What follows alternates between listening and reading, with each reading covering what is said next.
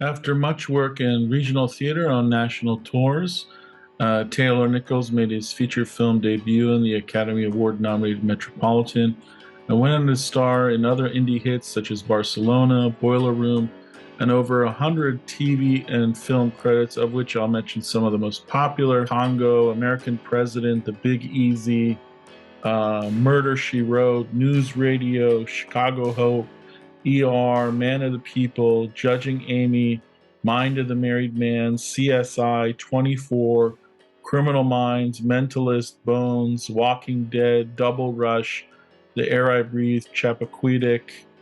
And he's currently acting, that's just some of them, I couldn't mention all of them. Currently acting in the Hulu series Pen 15 and teaching in UCLA's professional program. Thank you so much, Taylor, for being here with us. It's a pleasure to have you. It's been a long Absolutely. time. It's good to be here. I would often see you, even when you came to the classes at UCLA, I would still see you on your bike riding around Hollywood every now and then. I'd honk. I don't know if you knew it was me, but I would honk. The first question to start us off before we hear from some of the students is just acting for camera in general. And so I know you're doing it now in the professional program at UCLA. They often talk about all these various techniques, like to control the micro, the micro things of the face, and how to actually get smaller. And I was just curious, is it any of that for you, to sort of bring it down for film and television, or is it just much simpler? Like, okay, this is where you were, this is where you're going, hit your mark and go, sort of thing. Yeah, that's a great question, and it's a question that a lot of students ask and want to talk about. What's the difference in acting for stage or acting for camera or for film or TV or whatever? And my answer is always it's all the same. Acting is acting is acting, and you're living truthfully under imaginary circumstances. The only difference is. And this is true sometimes in theater, you want to project to communicate to where your audience is. And sometimes on film, the camera's across the street. And so you need to be, seen by that camera across the street. And sometimes the camera is as close as this Zoom camera is for me now.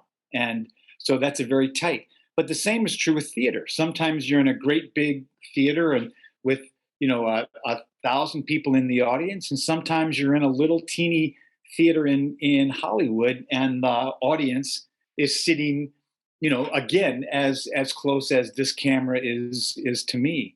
And so I tend to not differentiate how I work. I tend to be aware of where my audience is and communicate the story that I want to tell to that audience, whether they are as close as this Zoom camera or across the room or across the street.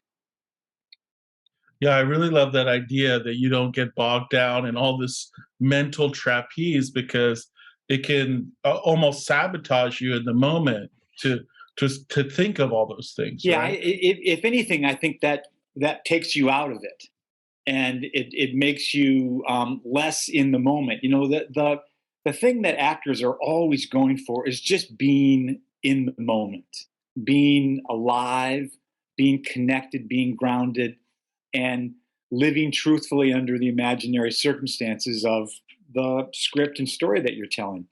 And when you're in the moment, you can almost do nothing wrong. You can almost just be there and be honest, and people will respond to it because you are in the moment.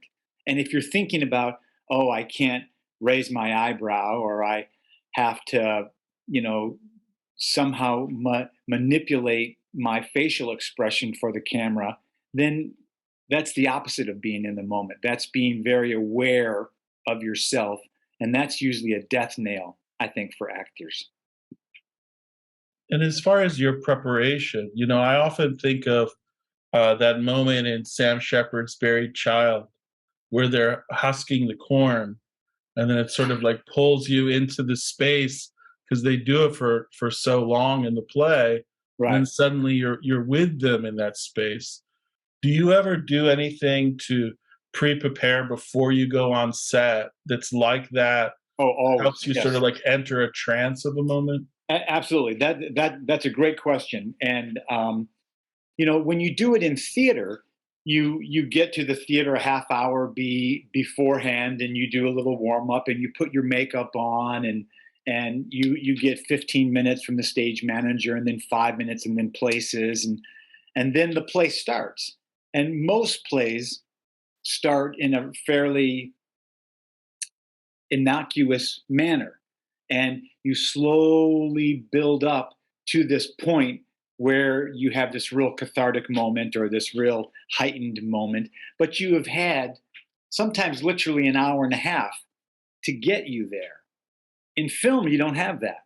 In film, you broke for lunch just before you have to do your big scene where you cry. And I think that's why actors get paid the big bucks, the really good ones, because they are able to create the world that they need to live in at the moment that they need to live in that world. And so sometimes that means not getting lunch or not talking to the crew or not hanging out, but going and being in your trailer, and or if it's a low budget project, somewhere off the set, somewhere behind a tree, somewhere away, and do the work that you need to do to get into the space that you need to be in. And sometimes that's not a real heavy space. If it's a comedy and you need to be, very jovial and giddy at that moment. I mean, sometimes comedy, what's the famous line by Edwin Booth? Dying is easy, comedy is hard. And so sometimes you need to prepare differently. You don't need to soul search like, oh gosh, I'm really going to cry in this scene. You need to find the lightness and the joviality that you bring to a comedy scene. But otherwise, if it's a heavy scene, you definitely, we call that the moment before, where you explore the moment before the moment that you're getting ready to shoot. And it's really funny. People often talk about how they get to places where they cry or where they are very sad in a scene. And the famous story is, the director tells you to think about your dead dog or something like that. And I have found the opposite to be true. I have found, if I need to get emotional, I think about really happy times in my life. The time that my mother picked me up at school after a particularly bad day, and she was just so glad to see me and made me feel good. Or the time that my brother stood up for me in a school fight, or whatever it is. But it's kind of a happy moment, and sometimes that triggers honest emotions more than trying to force yourself to think about sad times. And crying is one thing, and being really upset is one thing that we do in film all the time. You can't turn on network TV, NCIS or whatever, without having some victim of father who's lost their child to violence, or a woman who's been attacked, or a mother who lost her baby, or whatever it is. And so those are kind of heightened moments, and we have to figure out how to get there. And it's your job, the actor's job, to be able to get there when they need you to be there.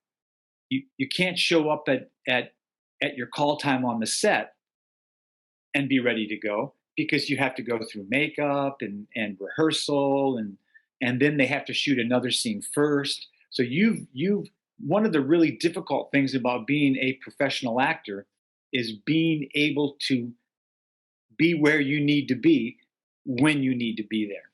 And sometimes it's at 2 in the morning in the rain, and sometimes it's at 6 in the morning before breakfast or something like that, or 2 in the afternoon on a really hot day.